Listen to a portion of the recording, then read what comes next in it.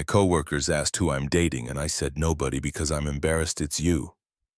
She admitted casually over dinner. I paid the bill and never spoke to her again. Those same coworkers saw her beg me to come back. Hey viewers, before we move on to the video, please make sure to subscribe to the channel and hit the like button if you want to see more stories like this. Thanks. For 5 months, my life had had a secret soundtrack.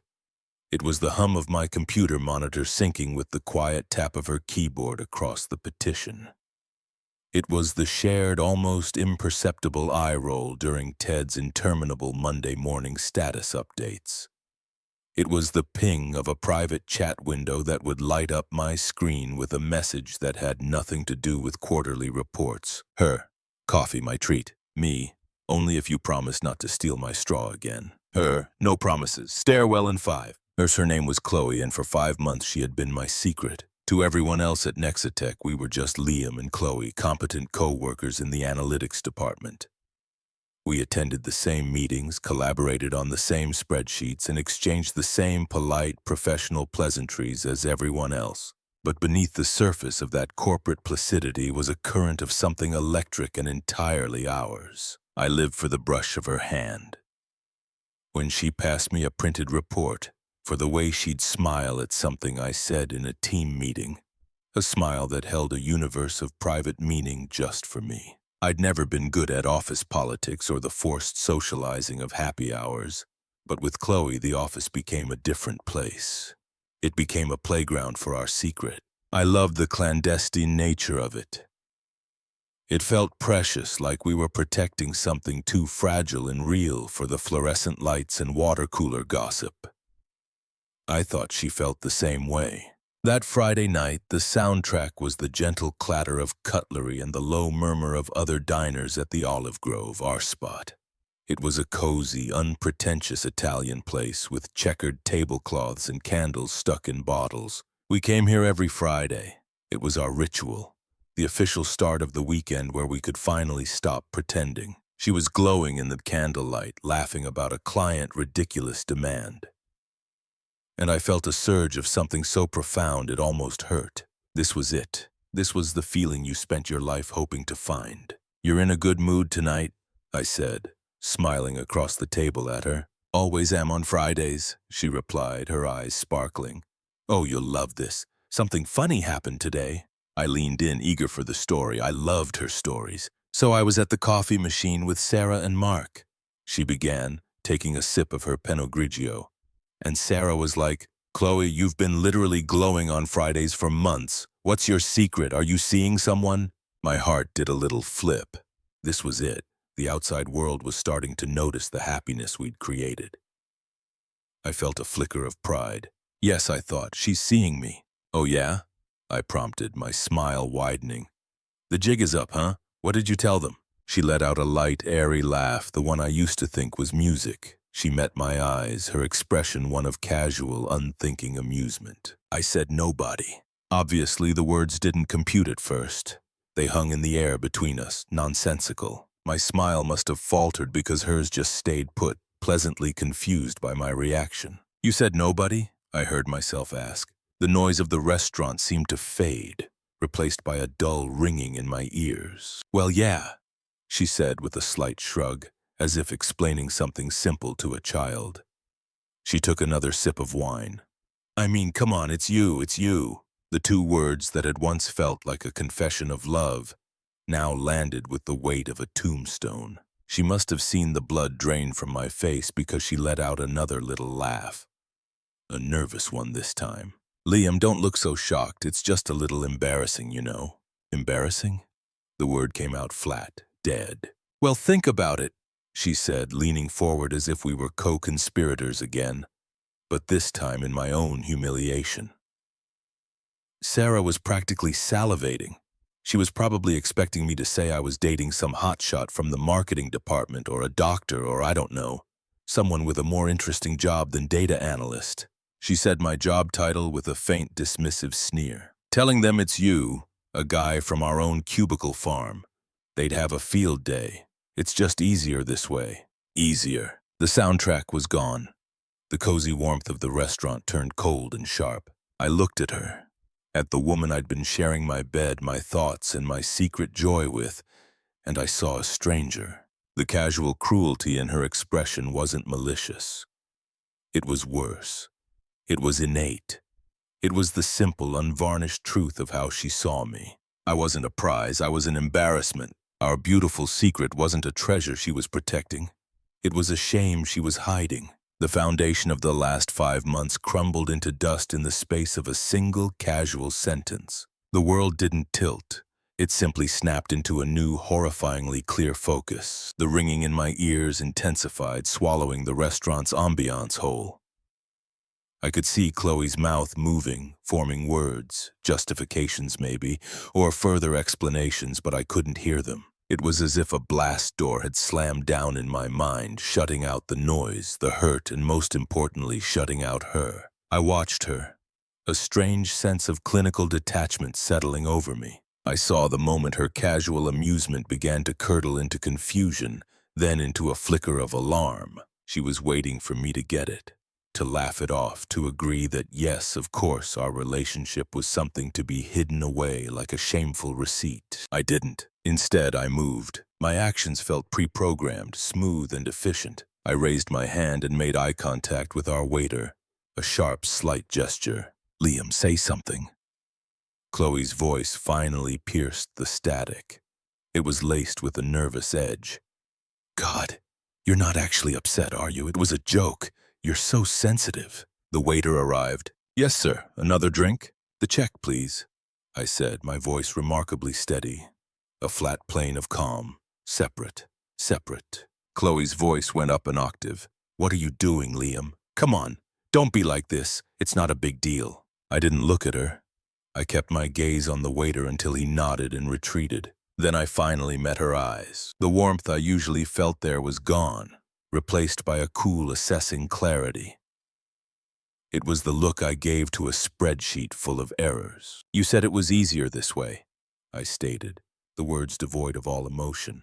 "I'm agreeing with you. This makes it easier." I pulled my wallet from my jacket pocket, the movement crisp and deliberate. I counted out exact cash for my half of the meal, plus a generous tip.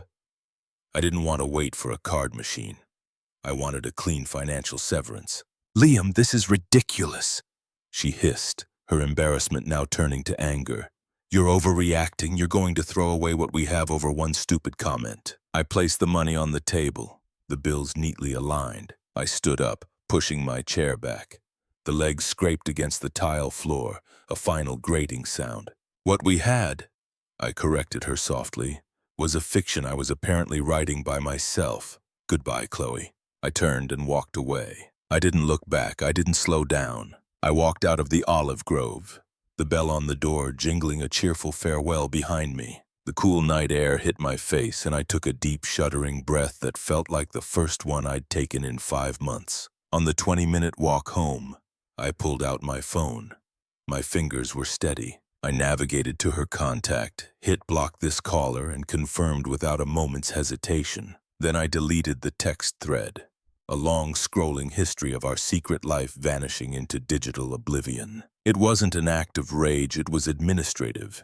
It was necessary disposal. The silence that filled my apartment that weekend was profound. It wasn't the lonely silence I'd known before her. It was a clean, purposeful silence. The ghost of her perfume wasn't a haunting.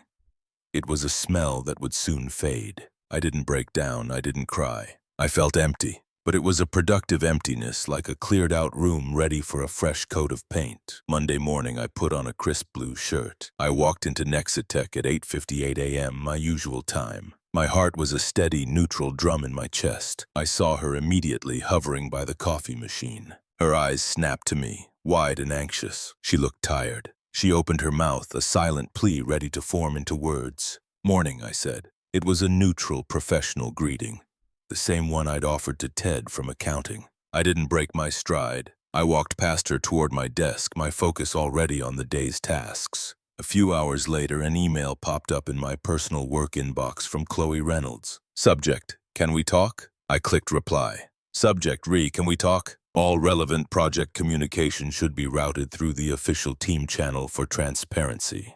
"Thanks, Liam." I hit send and immediately created a rule that would automatically redirect any future emails from her address to a specific project folder I rarely checked. I wasn't being petty.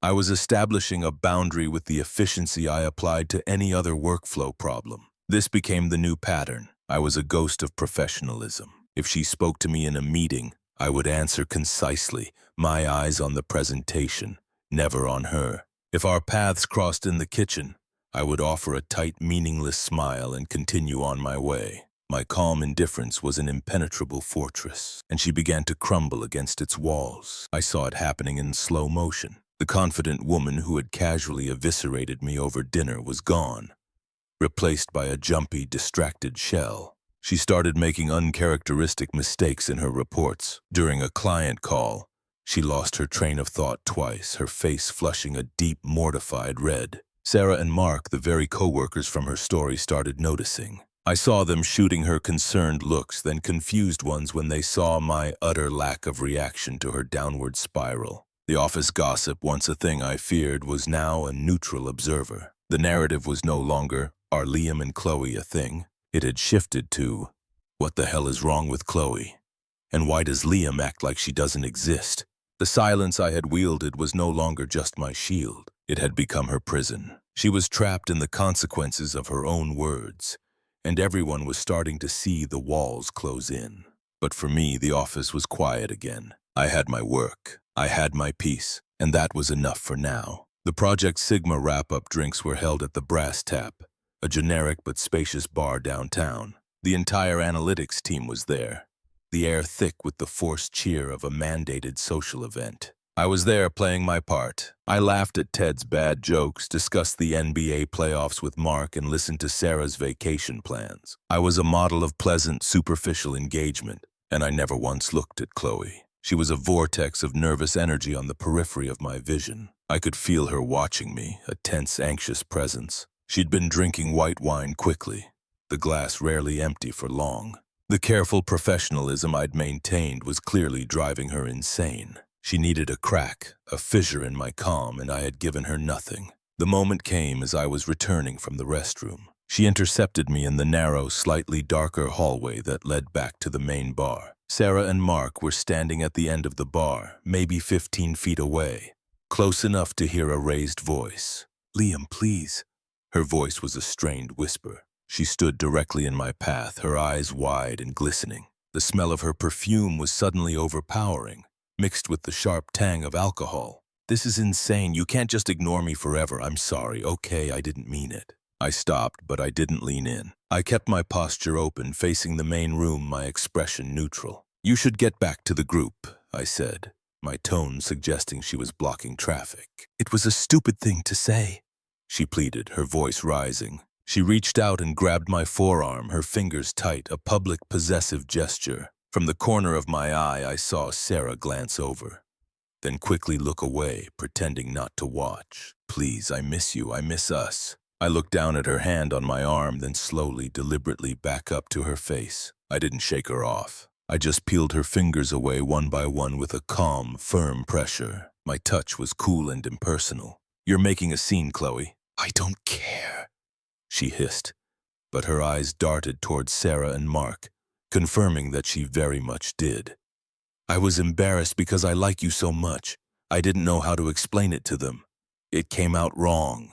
There it was, the rewrite. The attempt to gaslight the both of us into believing her cruelty was a twisted form of affection. A week ago it might have worked. Now it was just noise. I took a small step back, creating a physical chasm between us. My voice was low, but perfectly clear in the hallway's acoustics, carrying just enough. "There's nothing to explain. We're coworkers. That's all we ever should have been." The finality in my tone was absolute. It wasn't angry. It wasn't hurt. It was a simple declarative statement of fact. I saw the words land on her like physical blows. Her face, already pale, went ashen. Her jaw trembled, and for a terrifying second I thought she might actually crumble to the floor. I didn't wait for her to recover. I sidestepped her, walked back to the group at the bar, and picked up my soda water with lime as if I'd just been briefly detained by a lost tourist. "Everything all right?" Mark asked, his voice low. "Fine." I said, taking a sip.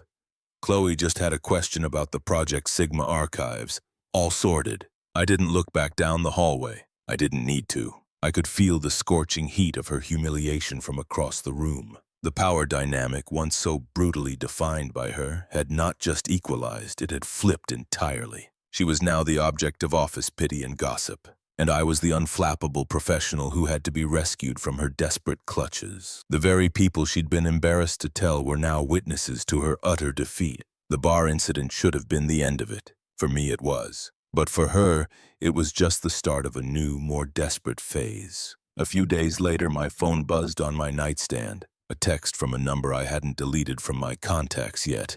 A practical oversight that now delivered her final unraveled state directly to me. Chloe, I can't sleep, I can't eat. I see the way everyone looks at me now. You've turned them all against me. Was it your plan all along to humiliate me like that? I read it, felt nothing, and went back to reading my book. An hour later, another buzz. Chloe, I said I was sorry. What more do you want from me? Do you want me to beg, is that it? Fine, I'm begging. Please, Liam, I can't do this. Then the following morning, a final long ramble that cycled through self-pity, negotiation, and finally the true colors I'd seen at the restaurant. Chloe, you know what? Fine. You're a heartless robot. You never really loved me, or you would forgive me. You just enjoyed having a secret, and now you found a new way to feel superior. I hope you're happy with your sterile, empty life. You'll die alone in that apartment and no one will care. Do not reply. I stared at the last message, at the childish nuclear fury of it. There was no pain, only a profound sense of closure. This was who she was. The casual cruelty over dinner wasn't a mistake. It was the core of her. The desperation at the bar was the mask slipping. This was the foundation. I didn't reply immediately. I went to the gym. I cooked myself breakfast. I waited until I was sitting at my desk, the sun streaming into my clean, quiet apartment, a fresh cup of coffee at my elbow. I felt good. I felt light. Then and only then I picked up my phone. My response wasn't for her. Not really. It was for me. The final entry in a logbook I was about to close forever. Me. Chloe, I've moved on. Your words at dinner didn't break my heart. They cleared my vision. What you want now isn't me. It's the attention of the man you were embarrassed to be with. That man is gone. Do not contact me again outside of work necessities. I hit send. There was no instant reply, no typing indicator, just silence. The beautiful, clean silence I had reclaimed. I deleted the entire message thread. I went into my contacts and permanently deleted her number. The administrative severance was complete. I looked around my apartment. It wasn't sterile or empty. It was peaceful. It was mine. The ghost of her perfume was long gone, replaced by the simple scent of coffee and clean laundry. She had tried to make me feel small, to make our connection something shameful, but in doing so, she had given me the greatest gift, the blinding clarity of her true nature and the quiet strength to walk away without a backward glance. She was a coworker, a problematic one I had successfully managed, and I was finally unequivocally free. Thanks for watching. Make sure to subscribe to the channel and hit the like button. What do you think about this story?